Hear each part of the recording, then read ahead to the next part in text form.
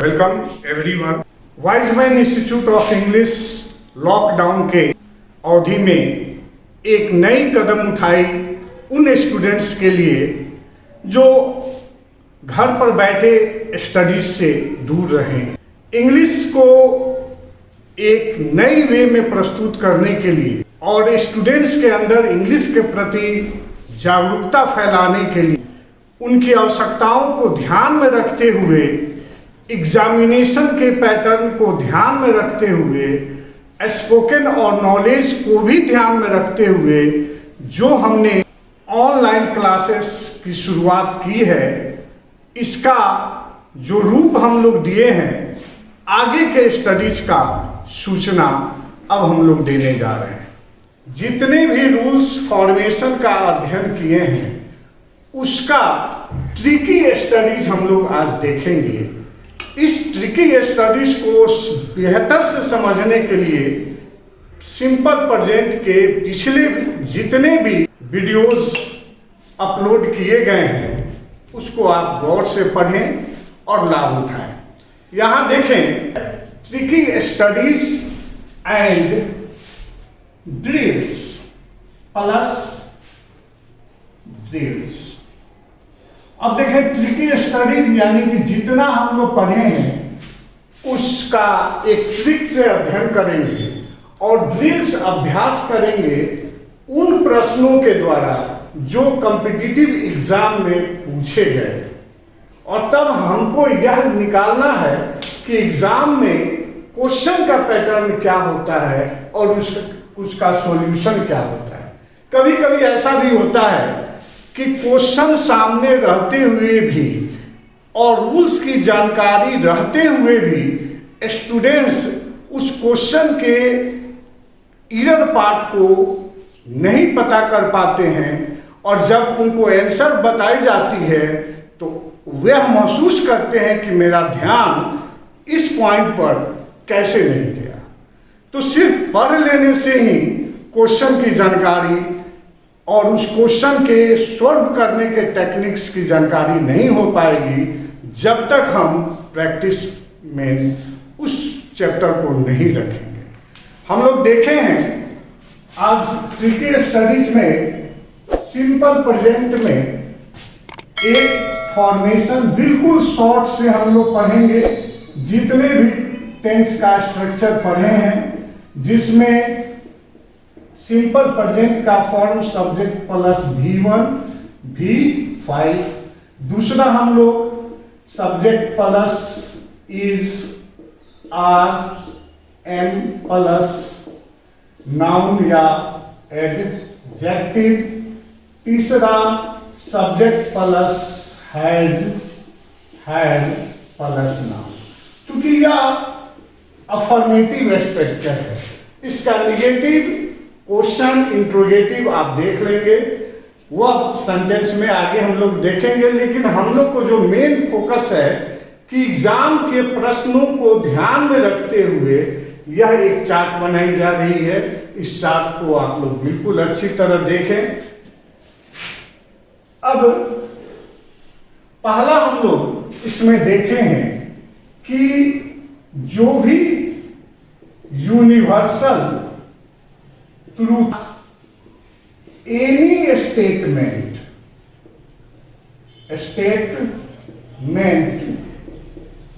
that is true in the past, the present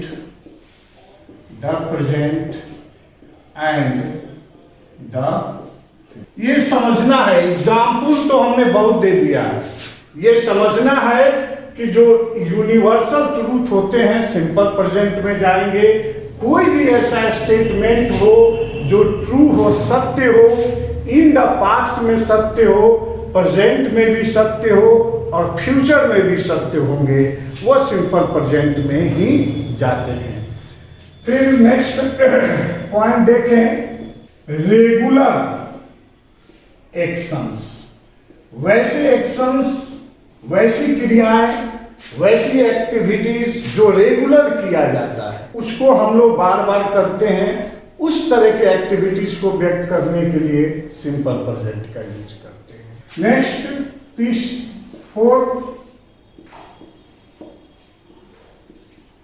repeated action.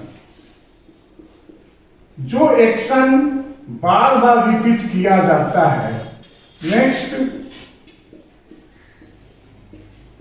Scientific facts. हमने सबका example, क्योंकि ये sum up है, ये ट्रिकी स्टडीज है, इसका विशेष विश्लेषण बैक के वीडियो में एग्जाम्पल के साथ हमने दे दिया है। आप उसको जरूर देख लें, तब ये कंसेप्ट क्लियर होगा। साइंटिफिक फैक्ट्स होते हैं, वह सिंपल प्रेजेंट में लिखे जाते हैं। अरिथमेटिक फैक्ट, हमने बैक क्लास में ये भी बताए थे कि फिक्स्ड जो programme and fixed plan in future, इसको भी व्यक्त करने के लिए हम लोग सिंपल प्रेजेंट में रखते हैं। इसके अलावा हम लोग देखेंगे और इसको समझना भी है कि किसी भी खेल या किसी भी प्रोग्राम का जब रनिंग कमेंट्री प्रस्तुत किया जाता है, थ्रू टीवी के द्वारा प्रस्तुत किया जाए या रेडियो के द्वारा प्रस्तुत किया जाए, उस तरह के सेंटेंस को भी हम लोग सिंपल प्रेजेंट में रखते हैं। नेक्स्ट पॉइंट्स में हम लोग देखें fix programme and fix plan in future, historical facts, ऐतिहासिक सच्चाई। नेक्स्ट रनिंग कमेंट्री, किसी भी खेल या किसी भी प्रोग्राम का आंखों देखा है रनिंग कमेंट्री थ्रू रेडियो या टीवी। रेडियो या टीवी द्वारा कोई भी खेल या कमेंट्री का रनिंग कमेंट्री प्रस्तुत करने के लिए सिंपल प्रेजेंट का यूज किया जाता है। यह सिंपल प्रेजेंट में जनरल फैक्ट्स भी आ जाते हैं। कुछ फिक्स प्रोवर्ब हैं जिनका सिंपल प्रेजेंट में ही यूज किया जाता है, जैसे honesty is the best policy, ये कभी वाज नहीं हो सकता है। जैसे labour never goes in vain, का परिश्रम कभी बेकार नहीं जाती। जैसे slow and steady wins the race. तो जितने भी प्रोवर्ब्स हैं जो फिक्स हैं सिंपल प्रेजेंट में, उसके टेंस में परिवर्तन नहीं करते हैं। इसका आप लोग स्क्रीनशॉट ले लें, फिर आगे का जो क्लॉज से संबंधित प्रॉब्लम है उसको हम लोग क्लियर करेंगे। और नेक्स्ट हम लोग का जो सिंपल प्रेजेंट के विषय में हम लोग डील किए थे वह कुछ स्ट्रक्चर। देखिए ये जो है हमारा ट्रिकी स्टडीज है, यह वैसे स्टूडेंट्स को बेहतर समझ में आएंगे जो पिछले के वीडियो को देखे हुए। अगर आप नए व्यूअर्स हैं तो सबसे पहले आप पिछले के वीडियोस को आप जरूर अध्ययन कर दें, ताकि यह जो पॉइंट्स है, आज का जो क्लास है, आपको बेहतर से समझ में आ जाए।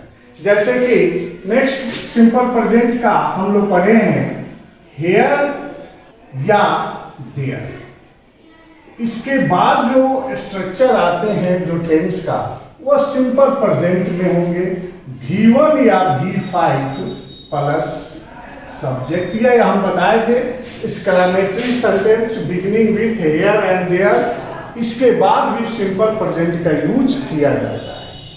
नेक्स्ट पॉइंट में देखा जाए sometimes plus PR1।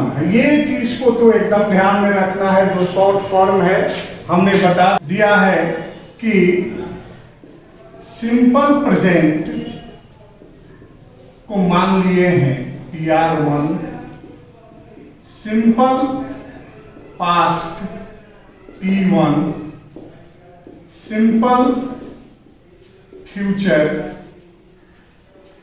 F1, future और फैक्ट एफ। चूंकि आज का जो स्ट्रक्चर है इतना ही पर हम लोग का फिक्स रहेगा। Next PR1 plus and plus sometimes plus PR1 यानी सिंपल प्रेजेंट, यानी कि दो क्लॉज यदि समटाइम्स से जुड़े हो तो अगर एक समटाइम्स के बाद सिंपल प्रेजेंट है तो दूसरे समटाइम्स के बाद भी सिंपल प्रेजेंट ही होंगे। जैसे कभी वह रोता है, जैसे एक एग्जाम्पल यहां देख लें, हिंदी में देखें, कभी वह रोता है, कभी वह हंसता है, मानो वह पागल है। इस सेंटेंस को हम लोग ट्रांसफर करें इंग्लिश में। Sometimes he weeps. यहां देख लें, समटाइम्स के बाद सिंपल प्रेजेंट है, फिर एंड समटाइम्स ही लाफ्स, हंसता है, ये भी सिंपल प्रेजेंट। यानी एक समटाइम्स के बाद सिंपल प्रेजेंट हो तो दूसरे समटाइम्स के बाद भी सिंपल प्रेजेंट होंगे। मानो वह पागल है, as if he were mad. ये तो आगे हम लोग देखेंगे ये कैसे हो गया। ही के साथ तो वाज लगता है, यहाँ वर क्यों लगाया गया है ये आगे हम लोग देखेंगे। सबमेंटिव मूड का ये प्रश्न है। नेक्स्ट है if, even if, until, unless, till, as soon as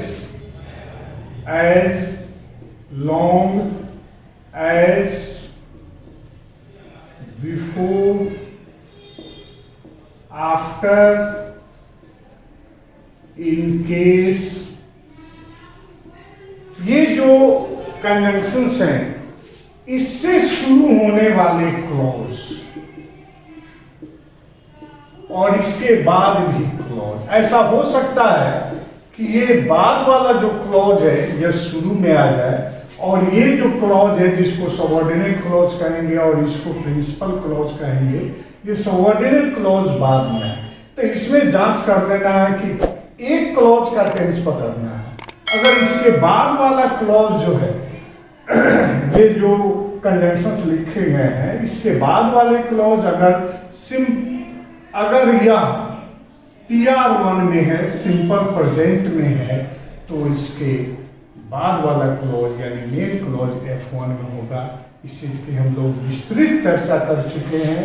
या अगर मेन क्लॉज F1 में हो तो इससे शुरू होने वाले क्लॉज PR1 में होंगे। इसका स्क्रीनशॉट आप ले लें। नेक्स्ट है सम टाइम एक्सप्रेसिंग वर्ड्स, जिसको एडवर्ब ऑफ टाइम भी कहेंगे, वर्ड्स फॉर सिंपल प्रेजेंट। हमने सिंपल प्रेजेंट के बैक के क्लास में बता चुके हैं कि कुछ ऐसे टाइम एक्सप्रेसिंग वर्ड्स हैं जो हैबिचुअल एक्शंस को डिनोट करते हैं, जो हैबिचुअल एक्शंस को शो करते हैं, रेगुलर एक्शन को शो करते हैं, रिपीटेड एक्शन को, जिसमें मेनी, जिसमें हमने बताया है ऑलवेज, समटाइम्स, नेवर, फिर every day, every month, occasionally, sometimes, often, usually. बहुत ऐसे जो लिस्ट हमने बैक क्लास में हमने दे चुका है, आप उस बैक वीडियोस को देखें और ये क्लियर कर लें कि कौन कौन से ऐसे टाइम एक्सप्रेसिंग वर्ड्स हैं जिनका मुख्य रूप से सिंपल प्रेजेंट में यूज किया जाता है। आगे का जो हम लोग का कुछ एग्जाम में पूछे गए प्रश्नों को सॉल्व करेंगे कि कैसे एग्जाम में ये प्रश्न पूछे गए हैं। सम प्रीवियस ईयर क्वेश्चन जो सिंपल प्रेजेंट से पूछे गए हैं इसको डील करने जा रहे हैं। या एसएससी में के क्वेश्चंस हैं, बैंक में भी ये क्वेश्चन पूछा है, इसमें से कुछ सेलेक्ट किया गया है, आप इसको देखें और रूल्स को ध्यान में रखते हुए इसको सोल्व करें। पहला सेक्शन में ये ए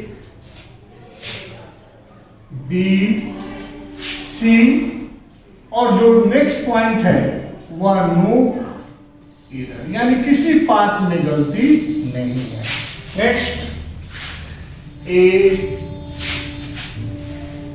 B C no error, A B C D. Next A B C no error D, A B C D. ये एग्जाम में पूछे गए प्रश्न को दिया गया है, आप इसको सोल्व करेंगे। A B C no error D. Next A B C D. ये प्रॉब्लम दिया गया है। पहला देखें, I will let you know as soon as I will get any information about your promotion, no error. हमने back class में जो simple present का जो क्लास किए हैं उसमें देखे हैं एज सुन एज का प्रॉब्लम। हमने बताया है कि अगर एज सुन एज के पहले अगर मेन क्लॉज है और सिंपल फ्यूचर में है तो एज सुन एज के जो बाद वाला जो क्लॉज होंगे, जो सबऑर्डिनेट क्लॉज होंगे, वो सिंपल प्रेजेंट में होंगे।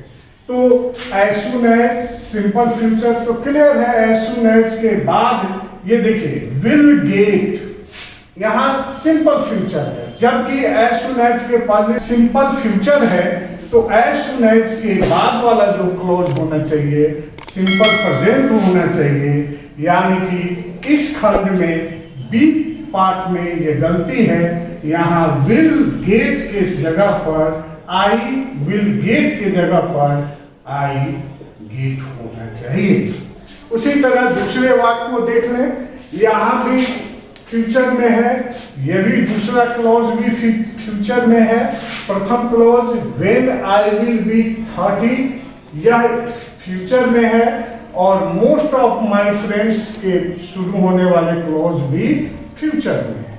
तो हमने बताया है कि व्हेन के बाद सिंपल प्रेजेंट और उसके बाद वाले क्लॉज जो है वह सिंपल फ्यूचर, यानी क्लियर है कि बाद वाला clause my friends will be above 30 या जब फ्यूचर में है तो इसके पहले वाला जो क्लॉज होंगे जो व्हेन से शुरू होंगे सबऑर्डिनेट क्लॉज, याद रखना है मेन क्लॉज अगर सिंपल फ्यूचर में है तो सबऑर्डिनेट क्लॉज जो होंगे वह सिंपल प्रेजेंट में होंगे।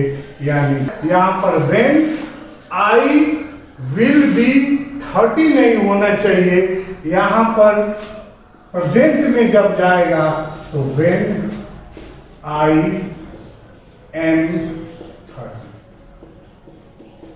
इस पार्ट में गलती है। फिर नेक्स्ट देखा है अनलेस, हमने बताया था अनलेस के विषय में बार बार इस चीज को हम लोग जोड़ दिए थे कि अनलेस के बाद अगर सिंपल प्रेजेंट होते हैं तो अनलेस के बाद वाला क्लॉज जो होंगे अर्थात जो प्रिंसिपल क्लॉज होंगे जैसे कि थाउजेंड्स आर स्ट्राइविंग, यह प्रिंसिपल क्लॉज है, यह प्रेजेंट कंटिन्यूअस के फॉर्म में है, ऐसा नहीं होना चाहिए क्योंकि अनलेस से शुरू होने वाले क्लॉज जो है सिंपल प्रेजेंट में है। तो अनलेस के बाद वाले जो क्लॉज है वो सिंपल प्रेजेंट में होना चाहिए, आर स्ट्राइविंग की जगह पर स्टैब्लिश होना चाहिए।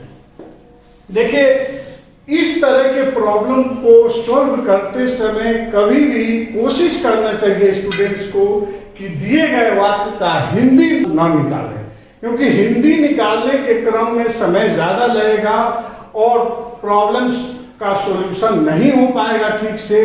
ट्रिक से हम निकाल दिए कि अनलेस माइंड में है, अनलेस के बाद सिंपल प्रेजेंट, तो उसके बाद वाला क्लॉज जो है वह होना चाहिए सिंपल फ्यूचर में, तो यहां पर विल स्टैब, क्योंकि ये सिंपल फ्यूचर में जाएगा, स्टैबिंग नहीं होना चाहिए, ये गलत है, विल स्टैब होना चाहिए। फिर देखें आफ्टर, फिर वही कंडीशन हम लोग देख लिए, आफ्टर ये विल, आफ्टर से शुरू है विल, फिर देख लिए यहाँ विल, दो क्लॉज फ्यूचर में है, लेकिन जो सबऑर्डिनेट क्लॉज है या फ्यूचर में है, ऐसा नहीं होना चाहिए, क्योंकि मेन क्लॉज फ्यूचर में होंगे, सबऑर्डिनेट क्लॉज जो होंगे आफ्टर से शुरू होंगे वह सिंपल प्रेजेंट में होना चाहिए, यानी ए पार्ट में गलती है, यू विल रिटर्न के स्थान पर यू रिटर्न होना चाहिए। फिर यहाँ अनलेस, ये चीज भी हम लोग चर्चा किए थे, अनलेस से शुरू होने, हमने बताया था कि अनलेस और अनटिल से शुरू होने वाले क्लॉज में कभी भी negative word no, not, never का प्रयोग नहीं करते हैं। ये डू नॉट प्रेजेंट इंडेफिनिट है, लेकिन डू नॉट का यूज किया गया है जो गलत है। ऐसा इस तरह के प्रॉब्लम काफी आते हैं। यह निगेटिव फॉर्म में नहीं होना चाहिए, यह जो है अफर्मेटिव फॉर्म में होना चाहिए, यानी डोंट को हटा देंगे तो you give the keys of the ship, तब ये सही होगा, यानी ये पार्ट में गलती है।